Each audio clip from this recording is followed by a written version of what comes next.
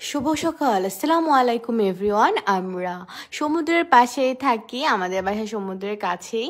So এখানে একটা সামুদ্রিক মাছের বাজার আছে, তো আমরা ওখানে গিয়েছিলাম। একদম মানে ঝিনুক তারপর হচ্ছে শামুক, এগুলো একদম বেঁচে আছে, একদম তাজা তাজা ফ্রেশ ফ্রেশ ঝিনুক আর শামুক দেখতেছিলাম।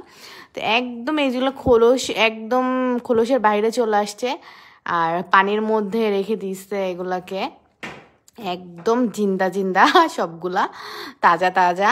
এই যে এগুলা সব পানিতে ডুবিয়ে রাখছে, আর এগুলা ছাড়া এগুলা কাটা, এগুলা আগে থেকে কেটে রাখছে জন্য এভাবে রেখে দিছে।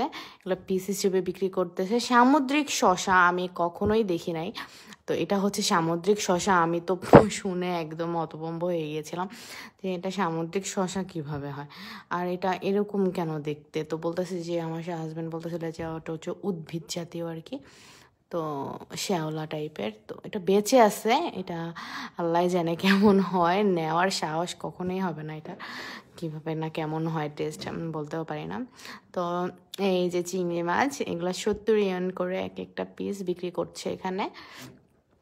তো আমরা দেখতেছিলাম এগুলো যে কোনটা নেওয়া যায়। তারপরে এখানে মাছগুলো ভালোই ফ্রেশ, একদম